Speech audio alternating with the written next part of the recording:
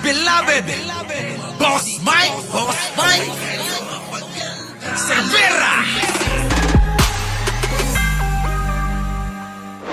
Kamustahin naman natin sino? Si Bong Revilla. Nasaan ka na, Bong Revilla? At kanin ng hapon. Putik na yun. Eto na, yung mga paawa. Marami na namang mga, Marami na namang mga pusong mamon dito na maaawa kay budots-budots. Ano? Ayan mga kababayan ko Tingnan nyo pakinggan nyo. Ginisang pechay at kanin ng hapunan ni dating Senator Nako. Bong Revilla sa unang gabi niya sa New Quezon City Jail. Kita nyo, no, mga kababayan. Tapos yung iba naaawa dyan. Mga unggoy, huwag kayong maawa dyan kay Bong Revilla. Pechay, may kanin. Yung iba nating kababayan, mga pagpag ang kinakain. Sa totoo lang, mga kababayan ko, pagkaisipin nyo maigi, naaawa kayo sa mga politikong magnanakaw. Bakit? Dahil nararanasan nila yung pagkain ng pechay at ng mga kanin lang? Abay, marami tayong ganyang mga kababayan. Higit pa riyan ang pinagdadaanan. Di ba? Yung mga kababayan natin, iikot nyo yung inyong mga mata sa mga kanto't sulok. Kanto tsaka sulok. Baka mamaya maiba. Di ba? Kita nyo? Ako nga kaninang umaga, ulam ko? Piniritong talong. Di ba mga kababayan ko? Eto, pechay. Sasabihin na, kawawa naman, si Budots. Putik na yun, hindi ho nakakaawa yan. Eto na, eto maganda. Dahil kasama niya sa kulungan, yung kapwa niya preso. Hindi na po uso sa panahon ni Pangulong Bongbong Marcos yung pong special. Special ka, mag-isa ka lang sa kwarto. Tapos nakakulong ka diyan sa Krame. Wala nang ganon. City jail. Kung city jail ang kulungan mo. Ganon ito na. Ng BJMP, walang VIP treatment. Ang itsura ng magiging selda ni Revilla, silipin natin sa express report ni Mon Gualvez. Yan na. Matapos ang 7 taon mula sa pagkakabswelto sa pork barrel case, balik kulungan ang dating senador na si Bong Revilla. Sa pagkakataon ito, Balik kulungan daw mga kababayan ko, no? Walang kadala-dala. Alam nyo na kapag ka talaga magnanakaw yan. para naman sa kasong malversation of public funds, Ako. kaugnay ng maanumalyang flood control project sa Bulacan. Kahapon, ipinag-utos na ng Sandigan Bayan ang pagdala kay Revilla sa New Quezon City Jail sa pangangalaga ng Bureau of Jail Management and Penology o BJMP. Walang sa mga dala. litratong ipinakita ng BJMP, ganito ang magiging selda ni Revilla. Malinis-linis na bagong selda Malawak, malinis, at simple lang itsura ng kulungan. Ito po ay bago at modernong facility natin. Hindi ho ito pinagawa para lang ho dyan sa mga na-involved sa flood control. Hindi daw yan pinagawa. Liwanagin natin Hindi daw pinagawa yan para daw sa mga na-issue lang ng flood control. Halo-halo. Nandyan yung mga rapist, mga murderer, mga magnanakaw, na katulad niya, mga snatcher, yung mga nakulong dahil pinagdudusahan yung mga paninira sa ibang tao, yung mga nakulong dahil sa maraming mga kaso. Ganon Sama-sama sila dyan, mga kababayan ko. Andal. Ito ho ay may laman na 3,612 mga city jail, mga residente ng Quezon. 3,612 ang kasama sa mga kulungan na yan ni Panday.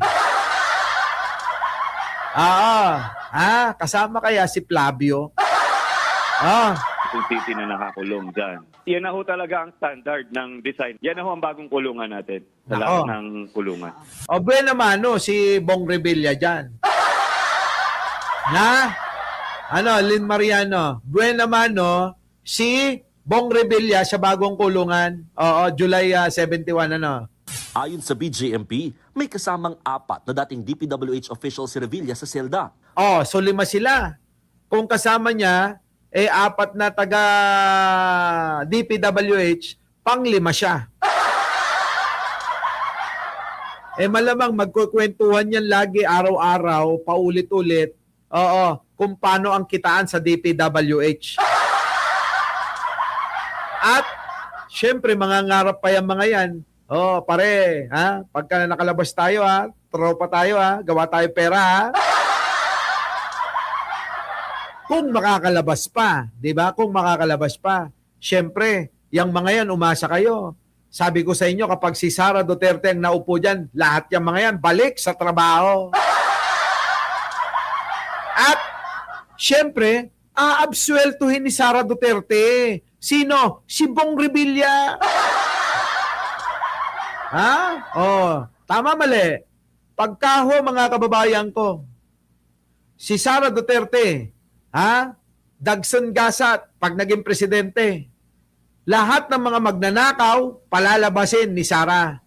Yang mga yan, gagamitin ni Sara para kumulumbat ng pera. Tandaan nyo yan. Di ba kayo nagtataka, lahat ng taga-suporta niya, mga magnanakaw? Tuloy. May tig-isa silang kama na double deck. Yan ang mga kababayan, yung mga kama nila. Woo! Ay, nako, kita nyo, Panday, yari ka dito. Pero alam nyo, maganda pa nga rin yun eh. Oo. At ako naman, mga kababayan ko, swerte din naman ng mga taga-DPWH. Bakit? Si Bong Revilla, yung kasama nila. Abay, maraming magpapadala lagi ng masasarap na pagkain dyan. Kaya, kung sino man ang makakasama sa kulungan ni Bong Revilla, sigurado busog pa rin.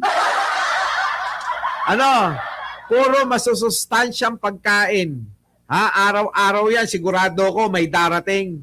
Tama, mali. Kaya yung sinasabi nilang naghapunan ng pechay, si Bong Revilla, kawawa naman, mga unggoy. Tuloy. Kinakailangang sumailalim ni Revilla sa medical quarantine at iba pang assessment bago ilipat sa general population ng mga preso. Gate ng BJMP, walang VIP treatment sa dating senador. Patay. Walang VIP treatment talaga. Isasama talaga sa mga ordinaryong preso itong sino? Si Bong Revilla nyo. Diba? Kung ano ang trato sa ordinaryong bilanggo, Yan na. ganun din daw ang trato kay Revilla. Patay, mga kababayan ko. Dapat ganito ang kulungan. Sa panahon ni Pangulong Bongbong Marcos lang nangyayari yan. Matagal na nating sinasabi na na ang mga bilanggong mga politiko dapat maranasan nila kung paano mabilanggo ang ordinaryong mga nakagawa ng kasalanan. Magsama-sama sila sa city jail. Kita nyo? Dininig ni Pangulo yung mga advice ko. Tama, mali. Di ba? Sino nagsasabi noon pa? Sinasabi ko yan lagi. Sana dapat kasama ng mga politiko ang mga karaniwang mga bilanggo. Binulong ko. Mr. President, hindi madadala yung mga yan. Kung wala pa tayong death penalty, baka pwede itong mga politiko, isama natin sa kulungan ng mga ordinaryong mga bilanggo. Sabi ni Mr. President, oo nga, Tsaka, Mr. President, si Martin Romualdez, pakulong mo na rin.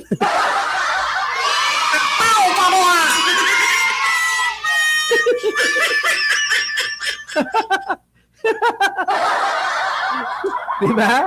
Oo. Yeah. Malapit na yan.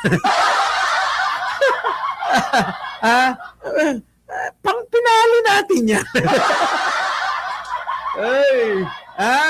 Pang pinali.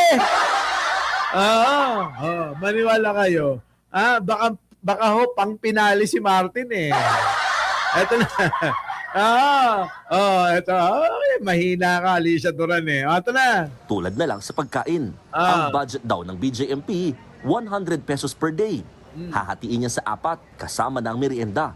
Pagkabing araw, ang hapunan ni Revilla, kanin at ginisang pechay. Nako, naniniwala kayo sa ganon? Naniniwala kayo sa ganon? Late na si Jojo Chavez. Wala na. hindi ka na nag-enjoy sa mga tawanan namin dito. Ay, nako. Pa-late-late ka kasi. Alam mo, pag ako nag-live, masaya eh. Nasa mood ako kanina. Di ba? Umpisa pa lang, 10 minutes pa lang naka-live kami, sulit na. Ito na. Sa dalaw naman tuwing Huwebes hanggang Linggo lamang. Pwede naman daw ang virtual dalaw sa pamamagitan ng official jail gadget. Walang internet access o air conditioning system sa selda. Nako, mga kababayan ko, eto ng problema. Walang aircon sa selda. Kung sakaling magpadala ng ano yan, alam niyo po ba yung electric fan na nilalagyan lang ng yelo? Malamig na yun! Kahit naman ho mga kababayan umorder yan mayat maya ng yelo, pwede. Diba? Eto pa, mga kababayan, huwag kayong maniwala na ang kakainin ni Bong Revilla yung pagkain ng mga ordinaryong preso dyan. Hindi totoo yun.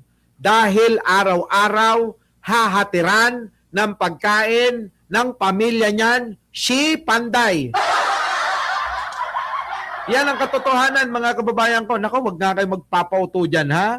Ventilador lang ang meron. Nako, yan na, yung ventilador, pwede. So, lalagyan lang ng yelo yun, mga kababayan. Magkano lang naman yun? Di ba? Magkano lang naman yun? No. Wag niyong ihahalo yan si Bong Revilla sa mga ano dyan. Naku, malamang, patutuwa rin yan. Di ba? Yung mga ano dyan, naku, artista titirahin ko. Biruin ninyo? Biruin ninyo mga kababayan ko, pipilahan nila yung artista. Ano ho ang pribileyo at dadanasin ng isang ordinaryong bilanggo, ay ganoon din ho para sa lahat, kahit po ay high profile yan, former politician o isang government official. Selda ho, pare-pareho lang ho ang disenyo ng selda nila. Kung ano ho ang kakainin ng isang ordinaryong bilanggo, yun lang din naman ho ang ihain sa kanya. Pero nasa kanya yung kung kakainin niya. Siyempre, usapan na yan sa dalaw ay kailangan umaga, tanghali, gabi. Dapat meron kayong padalang pagkain sa akin din Tulad ng isang ordinaryong bilanggo, lahat din naman ho ng kanilang lahat ng karapatang pangtao ay susundin naman natin. Kwento pa ng BJMP, Patay. wala namang special request si Revilla. Lahat din ng iba pang bagong kulong na personalidad ay nakikipagtulungan sa proseso. Nako, payari na si Lani. Kala mo naman, Kala mo talaga hindi magnanakaw, Wala ring napaulat na anumang insidente. Nako, Diyos ko! Yan ang problema Naging gahamang kayo. Sinisiguro naman ho namin ang seguridad niya. Makakasama niya ho doon, probably, depende ho. Majority ho kasi doon, drug cases. Nako. Yung mga crimes against properties. Mga drug cases daw, mga kababayan ko. Yung mga tulak ng droga. Putik na yan, baka sa susunod, mga kababayan, si Bong Revilla ng number 1 dyan. Mga pamanakaw, gano'n. Depende ho sa risk classification talaga. But definitely, hindi naman ho ito VIP treatment, kundi tutugunan natin for security reasons lang ang kanyang safety and security. Ayaw din naman ho namin na may mangyari dyan habang nasa poder ng BJMP. Yun. Nagbabalita mo. So, paano na? Ayan ang kaganapan ngayon kay Bong Revilla. Unang gabi ngayon ni Bong Revilla sa kulungan niya. Paano na? May big fish na. Siguro naman yung mga DDS at yung mga bumibira kay Pangulo na wala naman na papakulong daw. Yan na, meron na. Alam nyo sa mga nagsasabi na mapapahamak si Pangulo pag nakulong si Martin, guni-guni nyo lang yun. Kapag napakulong ni Pangulong Bongbong si Martin, pag napatunayan na may kasalanan yan, yari. Tataas ang kredibilidad ni Pangulong Bongbong, tandaan nyo yan. Maraming mga mas maniniwala at magtitiwala kay Pangulong Bongbong. Alam nyo ba yon? Hindi. Wala sa frontline. Ayan na. So paano mga kababayan ko? Meron pang 2 natira, kaya lang maabot na tayo sa mahabang oras. At least nag-enjoy na naman tayo sa sa isang oras kalahati na tawanan, ano? Grabe, no, mga kababayan, ano? Si Greco, wala daw big fish na nakulong. Ganung panahon niya yun. Ito, si Greco, bobo yun, mahina ulo nun. Wag niyo pinapaniwalaan si Greco. Oo, mahina ulo, ha? Mahina ulo nun. Wala nga napakulong yung hayop na yun. Eto na mga kababayan ko. Di kanya-kanya na tayo. Paano? Good night na sa inyo. Wala nang iba, kundi ako yun uli. Magpapaalam, Mike Cervera po, ang vlogger nyo ngayong gabi, ay nagsasabing maraming salamat po. Our beloved Boss Mike Cervera.